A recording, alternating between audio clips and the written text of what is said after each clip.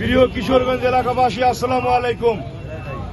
আজকে আমরা এই কিশোরগঞ্জ বহুমুখী উচ্চ বিদ্যালয়ের সৌন্দর্য রক্ষার্থে প্রাক্তন এবং রানিং ছাত্র আমরা আজকের এই মানববন্ধন কর্মসূচি পালন করার জন্য আজকে রোডে দাঁড়িয়েছি। বন্ধুগণ, আপনারা দেখেছেন বিগত 2021 সালে এই কিশোরগঞ্জ উচ্চ বিদ্যালয়ের মার্কেট নির্মাণকে কেন্দ্র করে আমাদের সাবেক ছাত্র এবং স্কুলের প্রশাসনিক কর্মকর্তা সহ ম্যানেজিং কমিটির সদস্যবৃন্দের উপস্থিতিতে আমরা একটা সুষ্ঠু রেজিস্ট্রেশনের মাধ্যমে এই অবৈধ মার্কেটকে বন্ধ একটা সমঝোতা করেছিল। বন্ধুগণ, সেটাকে উপেক্ষা করে আজকে 2021 সাল থেকে আজকে 2026 সালে এসে তারা আবার কি করছে, অ্যাডহক কমিটির সময় শেষ, হেডমাস্টারের সময় শেষ এবং নির্বাচনী যে একটা মৌসুম, সবাই আমরা রাজনীতি কর্মকাণ্ডে ব্যস্ত। এর এই মাঝখানে এই দুর্বলতার সুযোগ নিয়ে আজকে অবৈধভাবে কে বা কারা, আমরা হেডমাস্টারকে জিজ্ঞেস করেছি, আমরা সভাপতিকে জিজ্ঞেস করেছি, অ্যাসিস্ট্যান্ট হেডমাস্টারকে জিজ্ঞেস করেছি, তারা নাকি কেউ কিছু বলতে পারে না। সংগ্রামী সাথী বন্ধুগণ, আমরা চাই আমাদের প্রাণের বিদ্যাপীঠ কিশোরগঞ্জ মডেল বহুমুখী উচ্চ বিদ্যালয়ের সৌন্দর্য টিকিয়ে রাখতে গিয়ে যদি আমাদের জীবনের তাজা রক্ত ঢেলে দিতে হয়, আমরা ঢেলে দিতে প্রস্তুত আছি। আমরা কোনোভাবে প্রশাসন যদি এটার বিরুদ্ধে কোনো অ্যাকশন না নয়, তাহলে আমরা রেগুলার ছাত্র সবাই এবং সচেতন নাগরিক মিলে আমরা বুল লুথার কর্মসূচি পালন করব।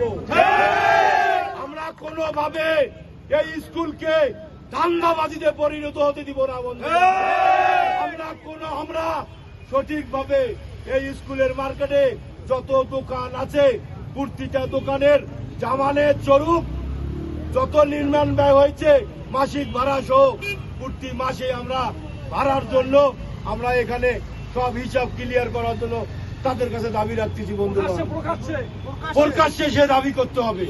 আমরা আরো বলতে চাই, এই স্কুলে শিক্ষার যে অবস্থা আজকে আপনারা দেখতেছেন, যেখানে মার্কেট ঘর নির্মাণ করেছে সেখানে একটা পাবলিক লাইব্রেরি দেওয়ার জন্য সার্ভে করে গেছে। এরা ফলস গাছ এবং সার্ভে করা ফলস গাছ কাটছে এবং সার্ভে করার পরেও তারা পাবলিক লাইব্রেরি হতে দেয় নাই। বন্ধুগণ, যখন ইতিমধ্যে পাবলিক লাইব্রেরির বাজেট সরকারের কোষাগারে ফিরিয়ে দেওয়ার মতো অবস্থা, তখন টিউনো অফিসকে আমাদের লোকালিভাবে অনুরোধ করে টিউনোর ক্যাম্পাসের মধ্যে এই পাবলিক লাইব্রেরি নির্মাণ করা হয়। কেন এই কিশোরগঞ্জের স্কুলের মাঠে যদি পাবলিক লাইব্রেরি নির্মাণ হইতো, আমাদের ছাত্র ছাত্রী ভাই বোনেরা, আমাদের সাধারণ মানুষ, সচেতন মানুষ সবাই আমরা বিকালবেলায় এই পাবলিক লাইব্রেরিতে বিভিন্ন রকম বই নিয়ে পড়াশোনা করে আমরা সাধারণ জ্ঞান অর্জন করতে সক্ষম হইতাম। বন্ধুগণ, তাই আমি আকুল আবেদন জানাবো, অতি লম্বে এই মার্কেটকে উচ্ছেদ করতে হবে। এরপরেও যদি কোনো মার্কেট নির্মাণের কোনো চেষ্টা করে, আমরা তার দাঁত ভাঙা জবাব দেব। আমরা দাঁত ভাঙা জবাব দেওয়ার জন্য প্রস্তুত আছি। বন্ধুগণ, আর একটা কথা, এই স্কুলকে নিয়ে নানান প্রকার ষড়যন্ত্র তারা সবসময় করে আসতেছে।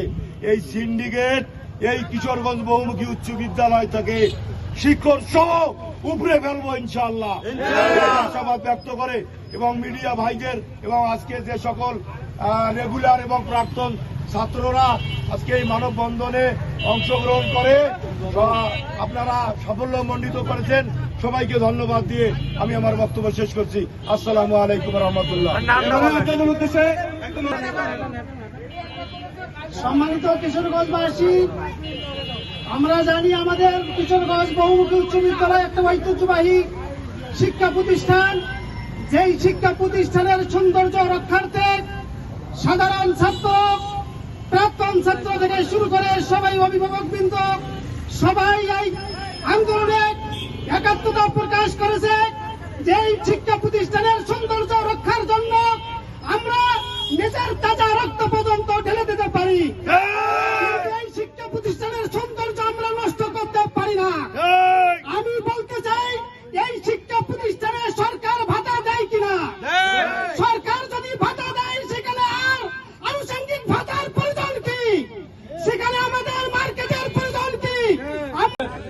দোকান ঘর নির্মাণের যে সুযোগ তৈরি করেছে, আমরা ব্যক্তিগতভাবে আমরা যারা আছি তারা আমরা সার্ভে করে দেখেছি। এ পর্যন্ত বিদ্যালয়ের যতগুলো বাণিজ্যিক ভবন বিদ্যালয়ের কর্তৃপক্ষের মাধ্যমে দেওয়া হয়েছে, তার কোনো দিক কোনো দোকানদারকে দেওয়া হয় নাই। তার কাছে কতটা ভাড়া নেওয়া হয় তার হিসাব স্কুলের মধ্যে নাই। তার কাছে কতটুকু টাকা নিয়েছে তার হিসাব স্কুল কর্তৃপক্ষের কাছে নাই। এ সকল টাকা গেল কোথায়? এ সকল টাকা কার পকেটে গেছে? আমরা এর জবাব চাই। দিতে হবে। স্কুলের টাকা নিয়ে আপনারা আপনাদের পকেট করবেন, ভবিষ্যতে এর দায়ভার কে নেবে? আমাদের স্কুলে সরকারিকরণের পারপাসে এই স্কুল কর্তৃপক্ষের টাকা বের করার সামর্থ্য হয় না, অথচ স্কুলে মার্কেট নির্মাণ করে হাজার হাজার কোটি কোটি টাকা তার পকেটে লোপাট করে। পুনরায় দোকান ঘর নির্মাণের যে সুযোগ তৈরি করেছে, আমরা ব্যক্তিগতভাবে আমরা যারা আছি তারা আমরা সার্ভে করে দেখেছি। এ পর্যন্ত বিদ্যালয়ের যতগুলো বাণিজ্যিক ভবন বিদ্যালয়ের কর্তৃপক্ষের মাধ্যমে দেওয়া হয়েছে, তার কোনো দিক কোনো দোকানদারকে দেওয়া হয় নাই। তার কাছে কতটা ভাড়া নেওয়া হয় তার হিসাব স্কুলের মধ্যে নাই। তার কাছে কতটুকু টাকা নিয়েছে তার হিসাব স্কুল কর্তৃপক্ষের কাছে নাই। এ সকল টাকা গেল কোথায়? এ সকল টাকা কার পকেটে গেছে? আমরা এর জবাব চাই। দিতে হবে। স্কুলের টাকা নিয়ে আপনারা আপনাদের পকেট করবেন, ভবিষ্যতে এর দায়ভার কে নেবে? আমাদের স্কুলে সরকারিকরণের পারপাসে এই স্কুল কর্তৃপক্ষের টাকা বের করার সামর্থ্য হয় না, অথচ স্কুলে মার্কেট নির্মাণ করে হাজার হাজার কোটি কোটি টাকা তার পকেটে লোপাট করে। পরিবেশ সম্পর্কে যে স্যাররা আমাদেরকে জানাতো, সেই স্যাররা কি আমাদেরকে মানে একটা স্কুলের পরিবেশ কিভাবে গঠন করতে হয় তারা কি এটা চোখে পড়ে না? আপনারা দেখেন পাশে স্কুলের পাশে একটা অনেক বড় মার্কেট দিচ্ছে। শুধু এইখানে মার্কেট নয়, দুই সাইডে পুরা স্কুলের চারিদিকে মার্কেট তারা দিছে। এবং এখানে এর পিছনে স্যাররা দায়ী নাকি স্কুলের অভ্যন্তরীণ প্রশাসনিকরা দায়ী?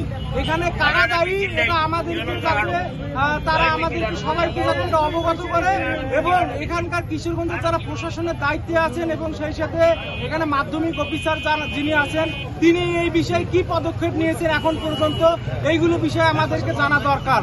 কারণ একটা স্কুলের পরিবেশ নষ্ট করতেছেন, খেলার মাঠ নষ্ট করতেছেন, সবকিছু নষ্ট করতেছেন। অথচ দেখেন আমরা খুবই ছোট ছিলাম, ৭১-এর পর থেকে একটা ওয়াল দেখেন, স্কুলের একটা ওয়াল, এই ওয়ালটা পর্যন্ত তারা নির্মাণ করতে ব্যর্থ হয়েছে। অথচ আপনি দেখেন একটা স্কুলের ভিতরে একটা শহীদ মিনার, সেই শহীদ মিনারটা করতে তারা ব্যর্থ হয়েছে, এটা ভেঙে পড়ে গেছে। কিন্তু তারা এইগুলো না করে তারা স্কুলের চারিদিকে বিভিন্ন ধরনের দোকান দিয়ে ব্যবসা একটা প্রতিষ্ঠান করেছে। এখানে এত পরিমাণ ব্যবসা প্রতিষ্ঠান তারা করেছে এবং এত পরিমাণ টাকা নিয়েছে প্রত্যেকটা দোকান থেকে, যেগুলোর হিসাব তারা দিতে ব্যর্থ। এবং এই টাকাগুলো তারা কোন জায়গায় কিভাবে কোন খাতে ব্যয় করছে সেটাও তারা দিতে ব্যর্থ। আমরা প্রশাসনের দৃষ্টি আকর্ষণ করতেছি, শিক্ষামন্ত্রীর কাছে আবেদন করতেছি, এটা কিভাবে সমাধান করা যায়, কিভাবে এটা সুন্দর একটা পরিবেশ নিয়ে আসা যায়, এই বিষয়ে আমি আমার বক্তব্য দিয়েছি। আমি এবি মালেক, মানবিক স্বেচ্ছাসেবক, কিশোরগঞ্জ উপজেলা।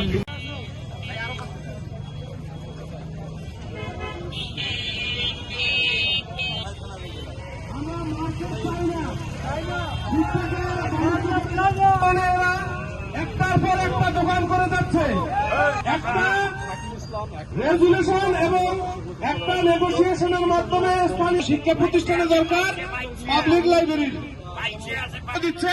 এই মার্কেটের মতো একটা জঘন্য বিষয় লাভ নাই, এই স্কুলের কেমিস্ট্রি ল্যাব নাই, সরকারি যে ল্যাবের বইগুলোর ল্যাপটপ আছে তারা তাদের পরিবারের সন্তানদের জন্য ব্যবহার করছে এতদিন। একটা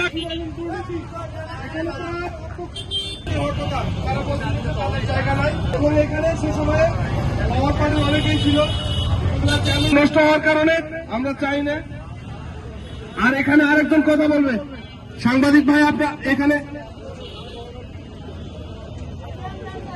আমার মেয়েকে ক্লাস 9-এ ভর্তি করাইছে, এখানে আমার কাছে টাকা নিয়েছে 1800।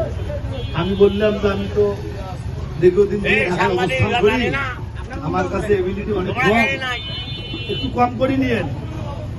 আমাকে বললো কোনো অপশন নাই, 1800 টাকায় আমার কাছে নিচে কোনো রসিদ দেয় নাই। এভাবে 1400-1500 স্টুডেন্টের রসিদ ছাড়া এভাবে 1400-1500 স্টুডেন্টের কাছে যে স্কুলের সহকারী প্রধান শহীদুল এখন এই স্কুলের যে একটা ঐতিহ্য, এই স্কুলের দিনকে দিন ঐতিহ্যটা নষ্ট হয়ে যাচ্ছে। এই দেখেন পিছনে বিল্ডিং উঠাচ্ছে, এই বিল্ডিং দিনকে দিন এটা কি স্কুল, এখানে ছাত্র ছাত্রী ক্লাস করবে, ক্লাসে খেলাধুলা করবে, এই খেলাধুলার মাঠটাকে এই স্কুলের কর্তৃপক্ষ এই মাঠটাকে দিনকে দিন বিল্ডিং মানে ভাড়া দিচ্ছে। এটা আমরা সরকারের কাছে আকুলে আবেদন জানাই, বর্তমান সরকারের শিক্ষামন্ত্রীকে আকুলে আবেদন জানাই, এই স্কুলের পাশে দাঁড়াতে হবে।